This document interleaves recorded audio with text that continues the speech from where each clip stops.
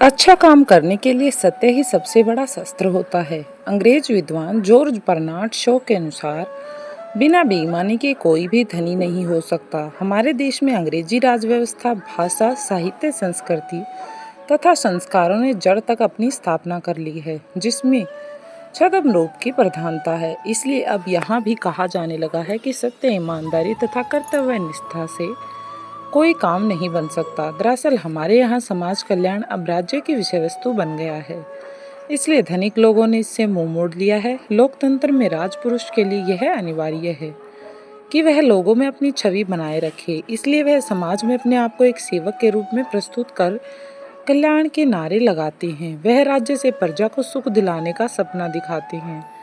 योजनाएं बनती है, पैसा व्यय होता है, पर नतीजा फिर भी वही ढाक के तीन पात रहता है।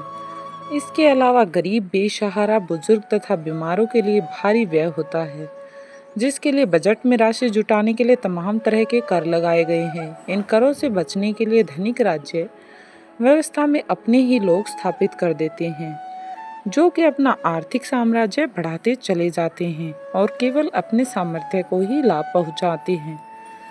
इसलिए धर्म और दान उनके लिए महत्वहीन हो गया है। आज के समय पर सब कुछ केवल पैसा ही पैसा है।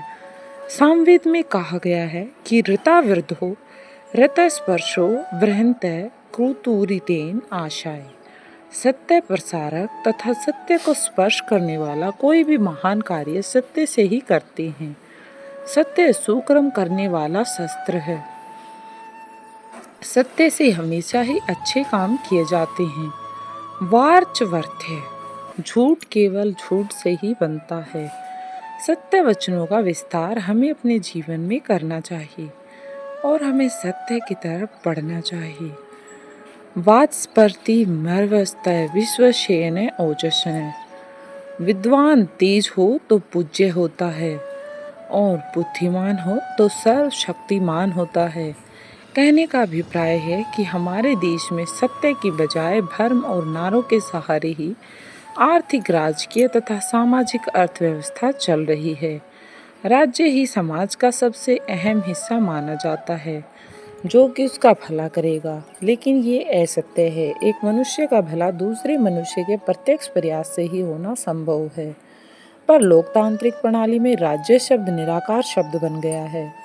करते लोग हैं, पर कहा जाता है कि राज्य कर रहा है। अच्छा करे तो लोग श्रेय ले लेते हैं और बुरा करे तो राज्य के खाते में डाल दिया जाता है।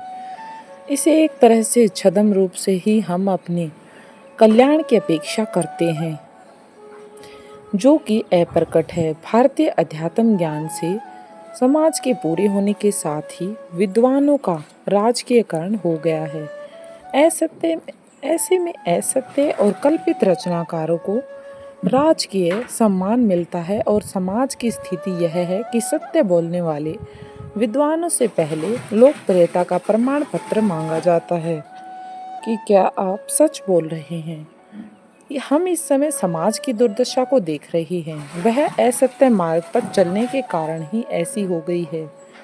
सत्य एक ऐसा शस्त्र है जिससे सुकर्म किए जा सकते हैं। जिन लोगों को असत्य मार्ग सहज लगता है, उन्हें यह समझना मुश्किल है कि सत्य क्या है, पर जो तत्वज्ञानी जाते हैं वे क्षणिक सम्मान से कुछ नहीं होता, इसलिए वह सत्य के प्रचार में लगे रहते हैं और कालांतर में इतिहास उनको अपने पृष्ठों में उनका नाम लिखता है और हमेशा के लिए उन्हें अपने साथ समेट लेता है। बात अच्छी लगे तो लाइक करें और कमेंट करें।